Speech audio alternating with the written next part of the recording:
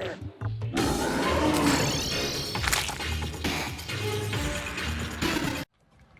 you have a book on how to become so well-adjusted? Well, I appreciate the sentiment there, Gus. God dang, this earbud. Look, it's falling out again. I'm going to try to get my... Both of these earbuds are falling out. Hold on. Sorry. Let me try some new heads for these earbuds. So as a solo streamer, I've tried to combine being color and being professional, where I know a lot about it. The ability to talk in that way as a pro commentator is because of something called... Why do I always do these terms? As you get better and better on a subject, it becomes easier and easier to talk about. So as your skill level on a subject increases, the ease at which you can have a conversation about it increases as well. When you're at that point where you're really, really genuinely good and interested in something, it becomes super easy to have a convo about it. And I've gotten there with Terraria, so that allows me to have this mixture of commentary where I don't really have to say anything per se. Like if someone has a question, I can just rant about the stats and the numbers and my perception of and things like that, and it's really, really easy to do. And I think that makes it seem like I have this really great ability to commentate, but I've just done it a million times. I've just said that thing. I've had this conversation 100,000 times, and even this conversation right now I've had before and talked about before. So it's I can play and talk and do these things because of experience, mostly because of doing it over and over again. Is there a magic way to make diagonal platforms without Terraria deciding to make its own artwork? Yes. I think that you need to mess with your cursor settings. To cursor, smart block placement, to cursor, not fill, because fill is whack. I don't know why fill's a thing. Stupid Phil. You're dumb, Phil! I'm really nervous about how many of these I've broken. Okay. I'm scared. Oh, gosh. So fast, dude. So fast. 159 damage from touching. No touching. No touching. I'm not getting any hits with this. I'm scared. I'm sorry. Good lord, that's so much damage. Oh, gosh. That really hurts. I wish I had Crim Rod there. That would have helped, I think. Good, man. That's so painful. There's so much damage. Ugh. 150 from getting just a touch on brain is so terrifying. And he's quick, too, right? He's moving. He's trucking. And this Crimson is pretty small. Yeah, there's not a whole lot of room to dodge. Just don't get hit forehead. Yeah, you're right. You're not wrong. You're not wrong. He is mega fast. I think we killed a creeper. He quick. He thick. Oh, we got 4 tissue samples. I could find him on surface. I was thinking the same. If you move too far away from Crim, he will leave. So if I like dodge too much, he will like bye. And that is a problem. So that's a primary concern. 17 is not. Oh man, come on. Give me a freaking Crim Rod. There is no enrage for Brain, so he won't enrage on surface, luckily. Crud. Actually cannot summon him with this amount of orbs. I'm just going to hope that this is a... what? It was literally just down there. Oh, God, that would hurt so bad if it hit me. Oh, come on, Crim Rod. All right, we're gonna have to fight him in a different Crim anyway. Oh, wait, you know what? I messed up. I honestly think that it might be worth... Oh, God, for the word he's so hard. Wow, this is deadly. That's nice. I kind of want to kill Queen Bee for Bee Nades, because Bee Nades are strong. And I kind of want to kill Skeletron for Water Bolt. I think that's my best bet. Did I use Bee Nades? Did I use Bee's Knees against Skeletron last time, or Boomstick? I'm not afraid of Skeletron at all, is the thing. I think I'm going to try... yeah, Queen Bee is stupid hard. She ain't nice. She ain't nice, Max. Bee Nades are strong, but Queen Bee is stronger. It's true. Queen Bee at 1% health. She quick, she mad, she thick. Pre-hero boss do you find the most hard to beat? Waffle? Not really. I think it's like killing Queen Bee, honestly, the first time. Queen Bee first time is really tough. Should we do some pylons? Already pylon. It's Gunman and Nurse, yeah? I'm not sure if we have the samples for a pick. Boys. Isn't it really easy to get? I feel like something is different about that, too. I need a Obsidian Potion. Which I'll need Hellstone for. I need to get to Hell in the first place. I'm not even there yet. Eye to Skeletron on pre-hard mode? Yeah. I think that's a good call. That's what I'm thinking of doing right now. I think I'll go into the ice biome. Actually, shoot, I haven't even bought a pylon for this area yet. I'm going to go into the ice biome and buy a pylon, though. I'm poor. Shoot. We have some gems, though. Let's go get some sand. I have some sand. Let's sell some gems. So quick way to make money. Sand into glass. Yeah, hell's pretty dangerous. It's not too... Oh, yeah, actually, the voodoo demons. Never mind. They're pretty dangerous. You're right at me. Can you get sky crates? Yes. I don't think they're locked either. Yeah, they changed water bolt, sadly, so we have to kill Skelly. So, for money, sand into glass, glass into glass walls plus a gem will give you 1 gold per gem, which is pretty nice. I just need a lot of sand.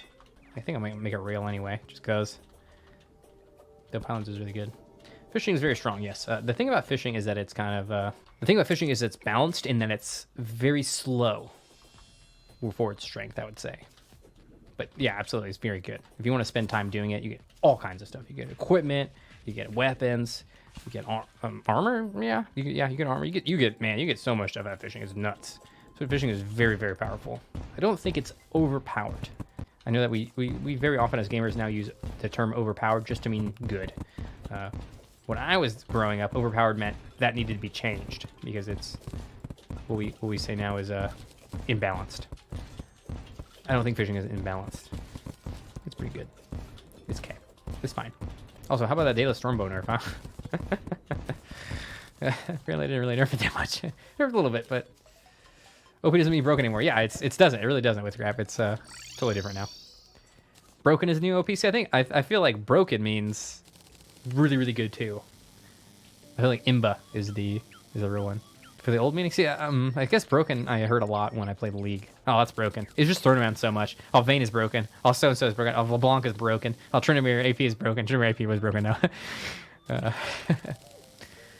Yeah, you definitely can't fish pre-hard mode anymore to do hard mode stuff, so that's a big change.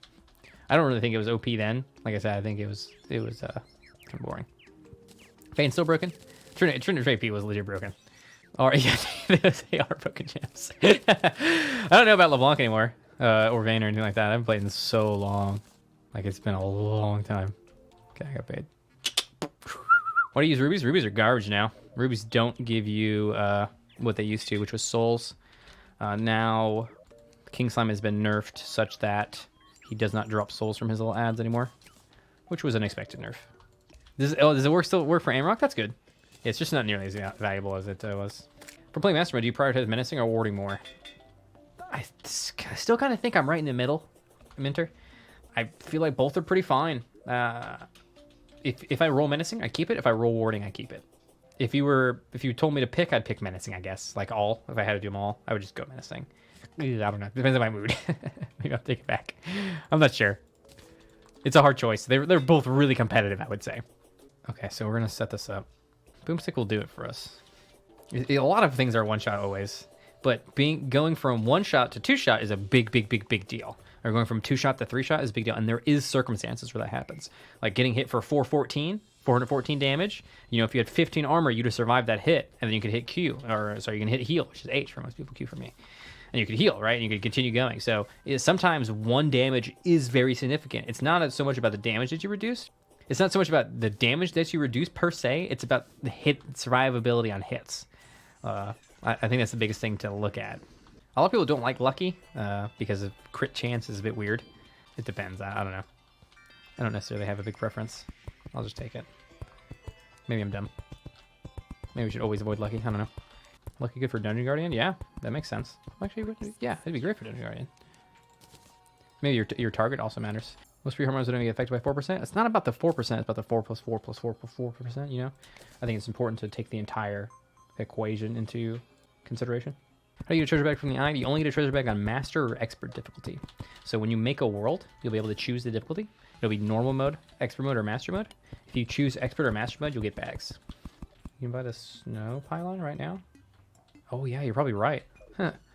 I think you're definitely right. Yeah, Dom. I have to go back and do that. Yeah, I think there's a lot of consideration to be had here with this.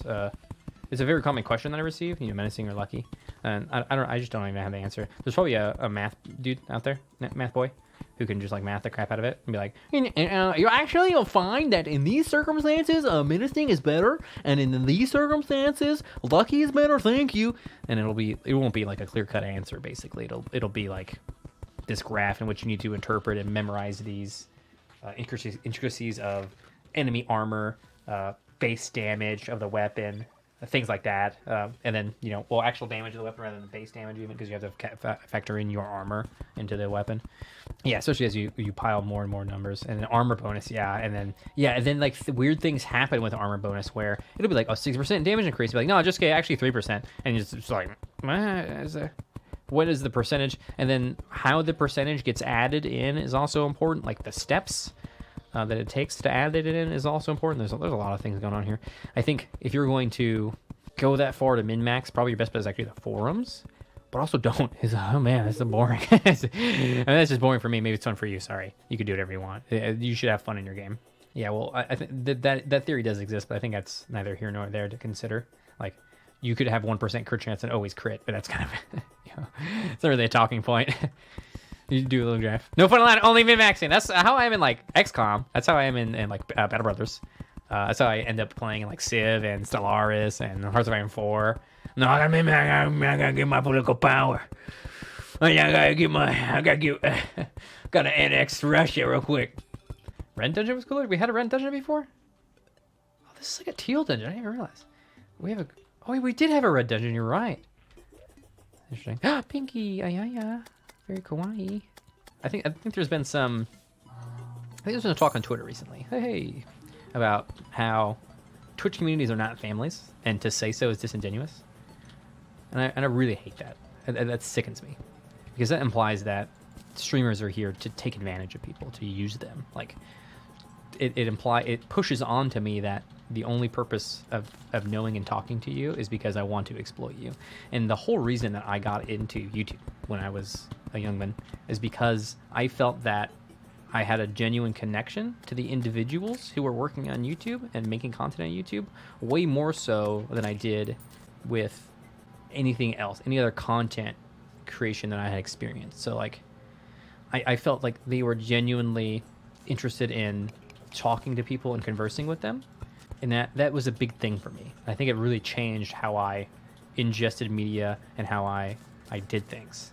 And that's what I have coming forward to here, where I want to try to be as genuine as I possibly can. I don't want to hide anything behind a veil of I want to abuse anyone. I mean, that feels disgusting. And I wanted to bring that up because I truly do feel like the people that I know are my family. Like, we got you all have I've come to you all and said, hey, I had some dental expenses.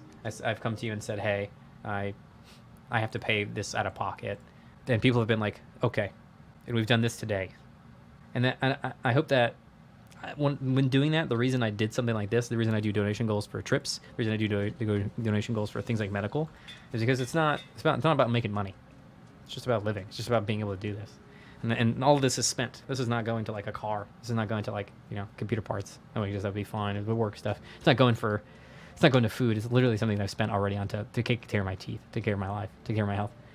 So I don't know. I don't feel that way. I don't feel like I'm exploiting someone. I don't think other streamers out there are exploiting people either. Even people who are using their looks to encourage people to donate. I don't think that's exploitation. I think that's fine. I think when you're giving someone what they want and you're very clear about things, that's okay. Not a problem. Oh God, jeez. Oh, okay. Yeah, parasocial relationships are a huge conversation to have with Scrap, and they are. I wanted to say a problem. They are an issue of our age, where people need to truly understand what it looks like and what it feels like to have a parasocial relationship. So, for example, I feel like I know Simon Honeydew Lane. Sorry, I screwed that up. And Louis Zephos. You don't know Louis's last name. Brindley. Hey, Convex, how you doing? You didn't miss much. Whoa! I almost kill myself on a bunny. I feel like I know these people, but I know I don't, and they don't know me. So I feel a kinship with them. I feel a friendship with them. God, that scared the heck out of me. But they don't know me, and it is a parasocial relationship, and I recognize that. And since I can discern from reality and fiction, I'm not in a situation where something bad is going to happen because I feel a friendship with them. But people who have trouble with that, people who can't discern the difference, when a person is mentally ill and they have trouble dissociating real friendship from a parasocial relationship, a real relationship from a parasocial relationship, that's when things get very dangerous. And they have been dangerous in the past for individuals. Getting stalked. This is why security is so important for famous folks. you don't know where they live, and it's very different, these parasocial relationships, because unlike classic celebrities, here I am talking to you, and you've had a conversation with me, and you said hi to me, and you see me every day, and yeah. You raise a kid in front of a computer and they get the hang of it real quick. Kids nowadays are crazy. So I've heard people say before, like, as you get older, it's harder for you to learn. And I don't think it's because you're older. I think it's because of the way that you set yourself up in order to learn. Like the inelastic brain thing, I don't think is a thing. Are we like BFFs forever? Yeah, we're friends. I consider us friends. I mean, I'm not going to say no, because I genuinely feel like you are my friend. And there's different tiers of levels of friendship. You don't need to know where I live. You're not, as a friend is not allowed to demand things from me. You can't say I have to do this thing. Nah. Shoot, I shouldn't have done that. I should put 2 other people in there. Well, the needs to have 2 NPCs, huh? Crap, and now I can't even go there because a tier 1 friendship. It hurts. There's tiers of friendships, So tiers, no. There is different levels of friendships, right? I mean, the term best friend, right? The best friend has a different level of access to your personal life, yeah? Someone in your relationship has a different level of access to your personal life. And to be in a certain position, a certain tier of friendship, man, this is a weird analogy to use tiers, but I guess it works. To be in a different tier of friendship, acquaintance, and then demand to meet or demand other things, that's not okay. Friends are friends, not food. I feel like I want to say. Do you consider world hopping cheating? I would hesitate. I would. The first thing I want to say to that Tangle Tie is that this is a single player game. Who gives a mother trucking heckin' what I think? Okay, you shouldn't. Nobody should. This is you have fun. Okay, have fun with your game, because what other people think is not important. All right, that's the thing I want to say. I do not allow world switching in my runs for hardcore runs. Well, I mean, I've done it 1 time. I don't want to make 3 houses. I don't need 3 houses. It's fine. I just want the pylon. Even Reload, you can't tell me how to play the game. Yeah. Have fun. No bad feelings allowed. Agreed. Yeah, so I make my own rules, and I don't think that you should be beholden to the rules that I've made. I don't think that's fair. So what I want you to focus on the most... Should I put Painter there instead? What I want you to focus on the most is this fun for me? Is this fun for me? Is this something I enjoy? That's what you should focus on, I think. If you want to be competitive with other people, that's a different story. Go read the speedrun.com rules and then, use that. Because that's this is a rule set that we've all decided on and agreed on. So I don't have a desert one either. I could make this the ocean one too.